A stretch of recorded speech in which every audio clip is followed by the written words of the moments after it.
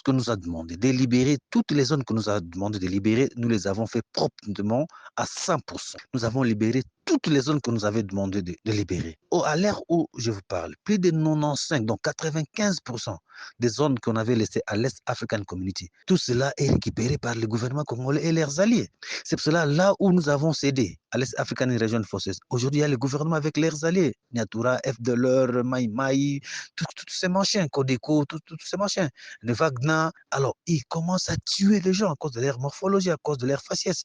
Ils commencent à faire n'importe quoi, à mutiler des vaches, à tuer des vaches, à rançonner tout le monde, puisqu'on les accuse d'être nos sœurs, d'être nos frères.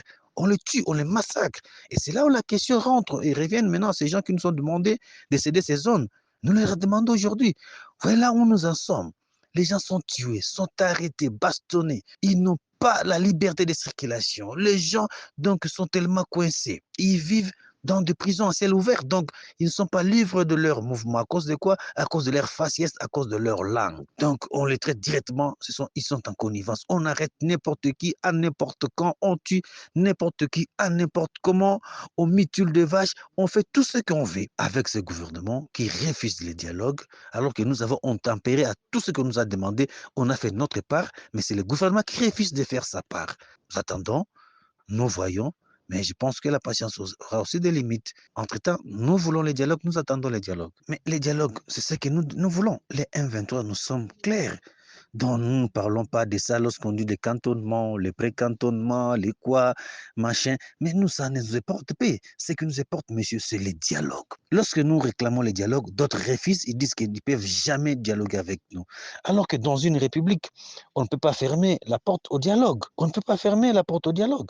Donc, pour ne pas surchauffer les esprits, échauffer les esprits, donc avec le discours de haine, de quoi qu'on sort, comment tu dois demander à quelqu'un de faire de se cantonner, de faire les précantonnements sans une discussion préalable?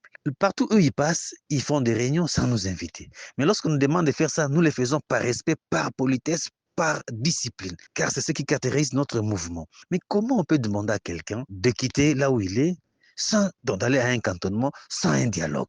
Il doit aller comment? Mais c'est ça des préalables là, donc un homme normal doit comprendre. Mais nous, il faut qu'il y ait une discussion, il faut qu'il y ait ce que nous appelons les dialogues. Ça va, vous nous demandez de quitter ici, nous serons là-bas, et après, qu'est-ce qui doit se passer? Bon, ça, nous allons vivre comment? C'est ça la discussion, c'est ça les dialogues. C'est-à-dire, mais tu demandes à quelqu'un, non, allez, cantonnez-vous. On doit cantonner comment? Qui viendra nous prendre?